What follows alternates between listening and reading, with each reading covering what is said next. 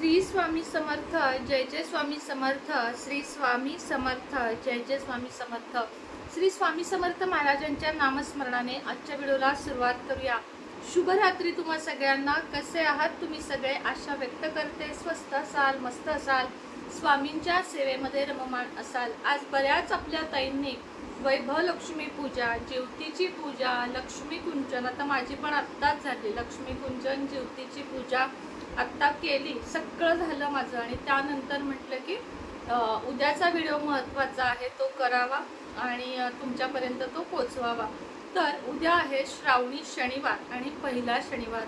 बरेच मुले म्हणजे शक्यतो मुलगे, पुरुष म्हणतो आपण ज्याला, ते उद्याचा उपवास धरतात आणि श्रावणी शनिवार धरणे खूप शुभ असते। बऱ्याच महिला सुद्धा धरतात आणि त्याला मान्यता देखील आहे। असं काही नाही की श्रावणी शनिवार फक्त पुरुषांनीच धरावा का, तर नाही, महिलांनी पण धरावा। शनी कृपा होते, मारुतीरायाची कृपा होते, त्यामुळे श्रावणी शनिवारचे असे आपले असे महत्त्व आहे। त्यामुळे श्रावणी शुक्रवारचा उपवास धरलेला चांगला असतो। श्रावणी शनिवार, श्रावणी सोमवार हे महत्त्वाचे वार आहेत। मात्र तब्येतीमुळे सगळ्यांना सगळे झेपत नाहीत, त्यामुळे तुम्हाला जेवढे झेपन तेवढंच करा। आजारी पडून किंवा स्वतःच्या शरीराला त्रास करून कोणतेही देव असं सांगत नाहीत की श्रावण महिना आला आहे म्हणून महिनाभर उपास धर। हे का काढलेलं आहे खरं तर, की वर्षभरानंतर किंवा लोक जे मांसाहार करतात त्यानंतर एक महिनाभर या सगळ्याला पोटाला आराम मिळावा, थोडंसं सात्विक भोजन लोकांच्या पोटात जावं, म्हणून श्रावण महिना खास आहे की ज्या ठिकाणी आपण अध्यात्माशी जास्त जोडले जातो, देव पूजा, धर्म, मंदिरात जाणे, शंकराच्या मंदिरात जाणे, शनी महाराजांच्या मंदिरात जाणे, आपली कुलदेवी महालक्ष्मीच्या मंदिरात जाणे, हे आपण श्रावण महिन्यात विशेष करत असतो।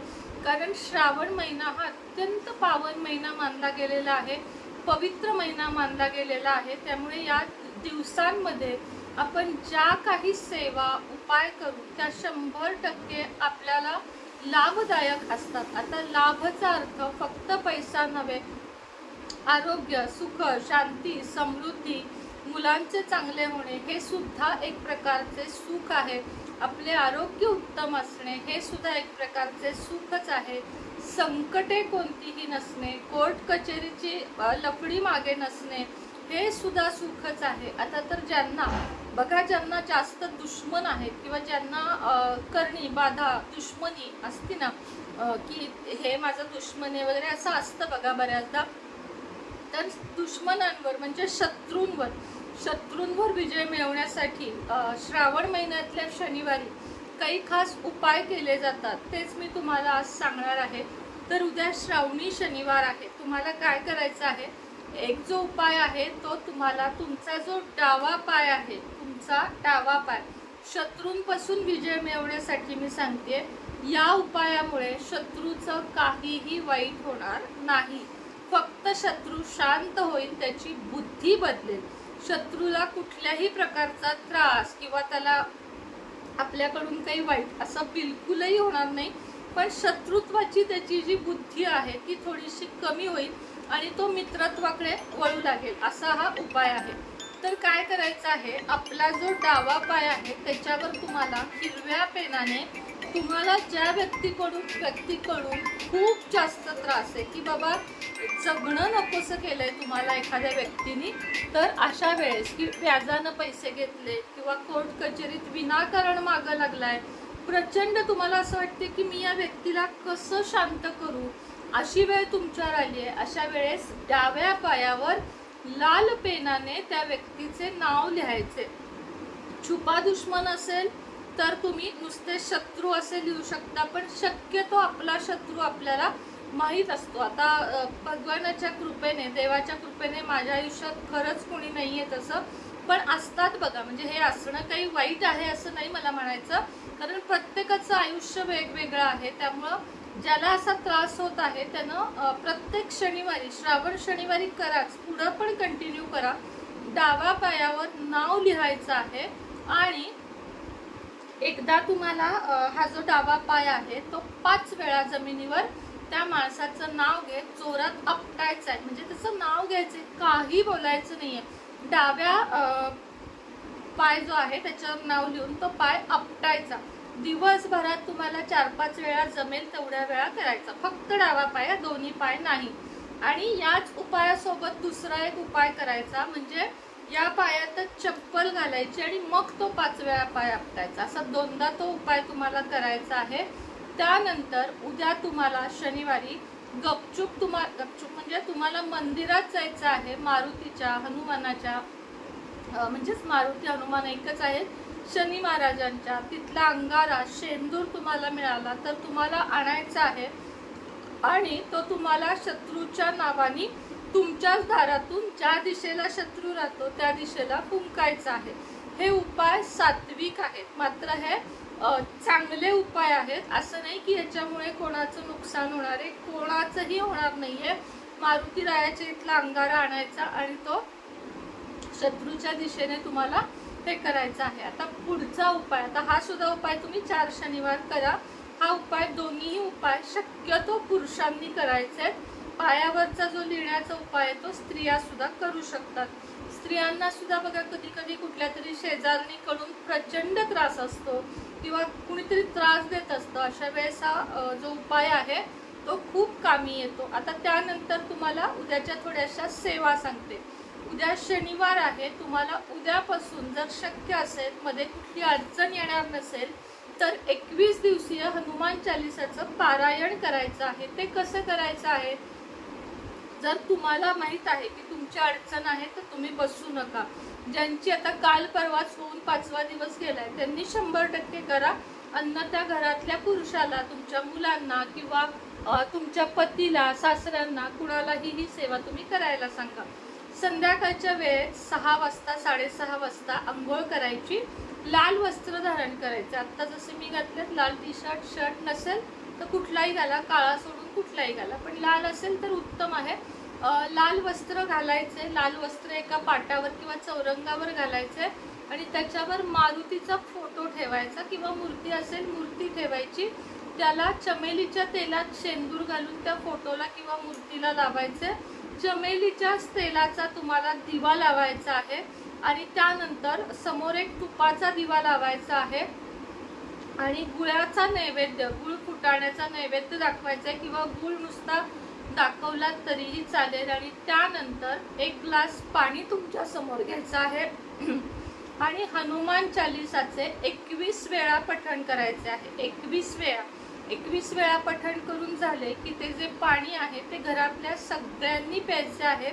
21 दिवस ती पूजा उचलायची नाही. 21व्या दिवशी बुंदीच्या लाडूचा नैवेद्य दाखवून तुम्हाला हा नैवेद्य घरातल्या सगळ्यांनी वाटून खायचा आहे. या 21 दिवसात ब्रह्मचर्य पाळायचेच आहे. तसं पण श्रावण महिन्यामध्ये ब्रह्मचर्याचे जो काटेकोरपणे पालन करतो किंवा जो मांसाहाराचे काटेकोरपणे पालन करतो, निंदा, नालस्ती, व्यसन या सगळ्यापासून जो दूर राहतो, त्याच्या आयुष्यातली सगळी पापे धुतली जातात आणि त्याच्या आयुष्याचे मंगलच म्हणजे चांगलेच होते असं सांगितलेलं आहे.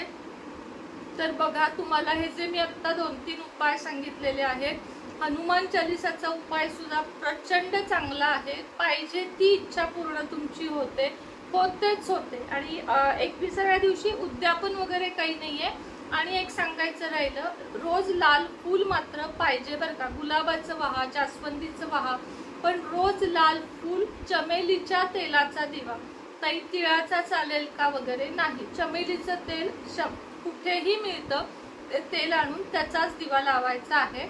आरती करायची आहे. हनुमान चालीसा 21 वेळा पठण करून झाली की पहिली आरती गणपतीची, दुसरी तुम्हाला जी हवी ती किंवा देवीची, आणि तिसरी आरती हनुमान रायाची. कापूर प्रज्वलित करून घंटी वाजवत सगळ्या घरामध्ये कापूर फिरवायचा आणि त्यानंतर आसन आपलं उचलून ठेवायचं. 21 दिवस आपलं काम आणि आपण कुणाच्यातही पडायचं नाही. ही सेवा जो कोणी 100% मन लावून करेल, त्याच्या कितीही मोठ्या अडचणी असू दे दूर होतील आणि संकटमुक्त ती व्यक्ती होईल. हे 100% सांगते.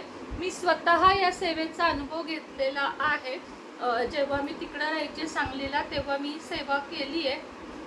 3ऱ्या-4थ्या दिवशीपासून माझ्या डोक्यावर हनुमानांचा हात कसा बघा जड होता, म्हणजे असे ते एकदम हे होते, हेल्दी आहेत, चिरंजीवी आहेत, तर त्यांचा हात माझ्या डोक्यावर असायचा, पण मला कुठलीही भीती कधीही वाटली नाही। हनुमान राया 100% तुम्हाला दर्शन कुठल्याही याच्यात देतात किंवा जाणवतं तुम्हाला।